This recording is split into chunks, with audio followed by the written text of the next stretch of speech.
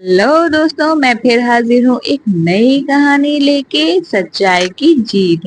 एक समय की बात है, एक सुंदर गांव में एक किसान रहता था जिसका नाम मोहन था। मोहन न केवल अपने खेतों में मेहनत करने के लिए जाना जाता था, बल्कि उसकी ईमानदारी और संतुष्टता के लिए भी प्रसिद्ध था। मोहन का एक पड़ोसी था, रमेश, जो बहुत ही चालाक और धोखेबाज था। रमेश हमेशा अपने स्वार्थ के लिए दूसरों को धोखा देता था। एक दिन रमेश ने सोचा, अगर वह मोहन को फंसा सके तो उसके खेत भी हड़प सकता है।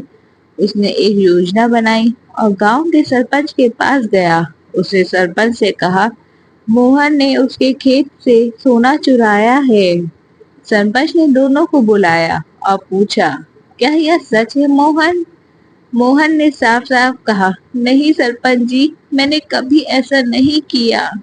सरपंच ने तय किया कि सच्चाई का पता लगाने के लिए दोनों के खेतों की तलाशी ली जाएगी। रमेश ने अपने खेत में पहले से ही कुछ सोने के सिक्के छिपा दिए थे ताकि मोहन को फंसाया जा सके। तलाशी के दौरान सरपंच को रमेश के खेत में सोने के सिक्के मिले और उसने मोहन को दोषी ठहराया।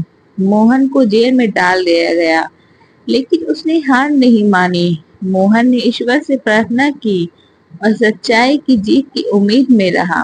कुछ दिन बाद गांव में एक बहुत ही बुद्धिमान व्यक्ति आया।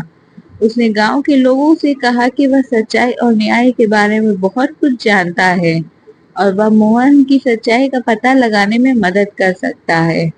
उसने सरपंच से कहा, मुझे मोहन के खेत की तलाशी लेने दीजिए।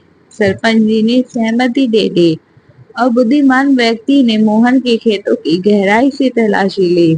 उसने पाया, जमीन के नीचे एक पुराना बक्सा दबा हुआ था जिसमें बहुत सारे सोने के सिक्के थे। इस बक्से पर मोहन के पूर्वजों का नाम लिखा हुआ था।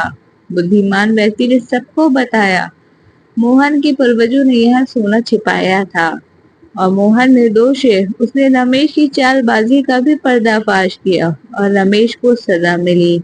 गांव के लोग मोहन की ईमानदारी और संतुष्टता की प्रशंसा करने लगे।